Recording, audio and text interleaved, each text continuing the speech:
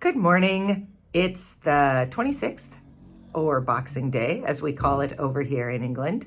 And I am really happy to have my mom's partner, Bob Lueben, joining me today.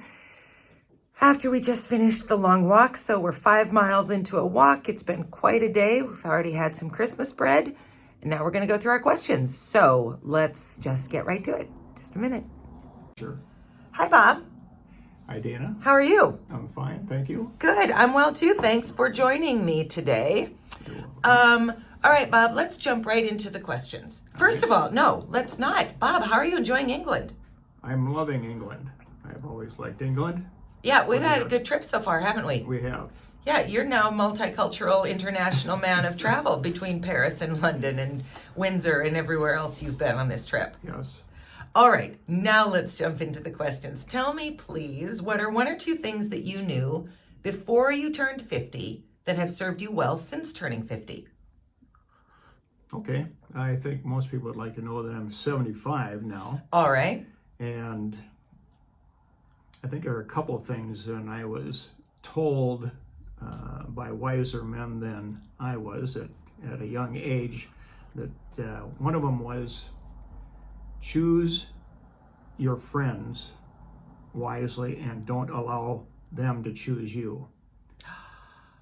So that was something, especially when I was leaving the teaching field to go into the business field. They said it's going to be a whole different thing now, and you want to be able to select the people you want to be with rather than have them select you. Another one was to go with your gut feeling rather than your head feeling, and I had always been a head person. That got me into a little trouble in several occasions until I finally learned, probably got not only wise enough, but stepped on enough to know that I better start going with my gut feeling, because my gut feeling was always correct, I found out. So those are the two big things. That's good. Yeah, that stuck with me over the years of working in business, because I went through many different fields, and I was always happy that I had that liberal arts education along with the grad program for business. But I felt comfortable, because when I wanted to have a gut feeling and said, you're not happy here in this job, okay, don't be afraid to jump into something else. And that gave me the confidence to do so. Oh, that's so smart, Bob. That's good advice. I love it. All right, next question. What is something you would tell your younger self now that you know that you wish you could go back and just talk to yourself about? I think it would be not to worry so much about the future, but be more concerned about the present and enjoy that time that you're having, rather than wasting the time thinking about what the future is, because nobody knows what's going to happen to us day to day. Another thing is that I'd be telling people to enjoy their younger high school, junior high, elementary days, because today, even at 75, my best friends that I run around with are my high school friends that I've grown up with since kindergarten.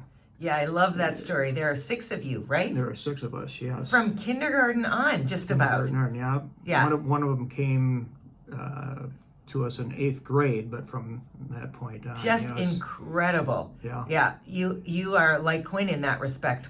One of Quinn's very best friends, they met the first day of kindergarten, and they have just never not been friends. Yes, and even you would think you're going to have your college friends much closer, but I find even going to the college reunions, I don't enjoy that as much as going back to the high school reunions. Yeah. And of course, you'll have a lot of people that don't like high school because they said I didn't have enough friends, or those were kind of difficult years, teen years.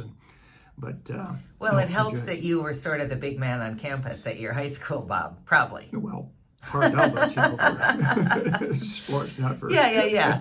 Well, I mean, you just got to call it what it is. You were an athlete, and that makes for a very different high school experience, I think. Yeah. Okay, last question is, what are some of the most joyful aspects of your life since turning 50? Oh, I think not being as worried about the future that we talked about earlier. You get more comfortable with yourself. You know your limitations. You're past all the great expectations of what you thought you were going to be, growing with the visions of grandeur. To be, you're growing up and wondering how you're going to make it into retirement years, and are you going to be happy after retirement.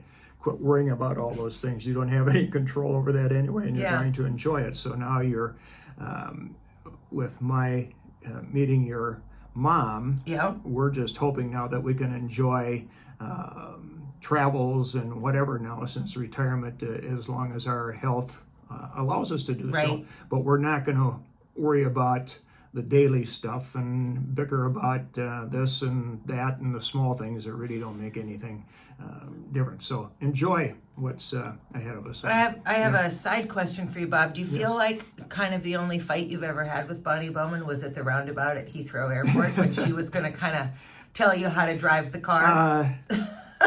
Yes, she always likes that phrase, because we would go to the roundabouts and then it would say, take the sixth one, and we'd count, and then it'd be missing it, and then she'd say, you miss that thing, and I'd go, woman, do you want to drive? Yeah. And that ended that right away. Yes, that was, I think that was an appropriate place to have a little scuffle and to work out it. So that was very good. So I felt like it was Chevy Chase and the European vacation on those roundabouts. Just driving around the French thing for 7 hours. Yes. I think I cut you off. Anything else that's been really joyful in these years that you want to share with us? Since over 50? Mm-hmm. I think don't be afraid to do other things, and don't let age be a stopper, because I had retired from the commercial real estate at one time, and then thought, now what is it I want to do? And at 63, I went back into physical therapy. So I was sitting with all the 20-someths in class at 60, and it was fun. I wanted to learn about the body and that sort of thing. Wasn't worried about a job really or that kind of thing. So it was fun. So for anybody thinking, "Oh, I'm in my 40s or 50s, I can't possibly do it," do it. I mean, what the heck? Yeah. Yes, I agree. One of my favorite first conversations was with 3 friends, Scott, Rita, and Vinod, and their big piece of advice was travel while your knees are still good. Absolutely. So clearly that you're kind of wrapping this up, Bob. We're getting very, very near the end, and you can confirm that. Yes. 3 years ago, it was much easier to make that 5-mile walk down here than it is. No. Yeah, you and my pseudo father-in-law Mike are a good pair, because you're both long marathoners and athletes, and your knees betray you just a little bit. They do. Yeah. Yes. Yeah. But I'd still do it. Yeah, absolutely. Still plugging along, and more than plugging along, certainly. Anything else you want to share with us, Bob? No, it's been super interesting. Just enjoy what's ahead of you. Don't worry about what's ahead of you. You waste a lot of mental energy worrying. Yeah. So let that go.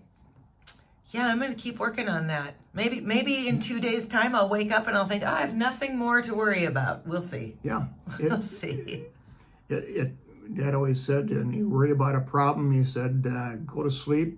Don't let it bother you, because it'll be there in the morning, and usually it's not as big a problem as it is than when you went to bed. So that's an excellent point. Don't let it take up free rent in your head. Yeah. Well, Bob, I'm sure happy to have you here with us in England. Well, thank you. It's fun being with you. And thanks for joining me. You're welcome. All right. We'll talk to you soon. Everybody else, see you tomorrow. Bye.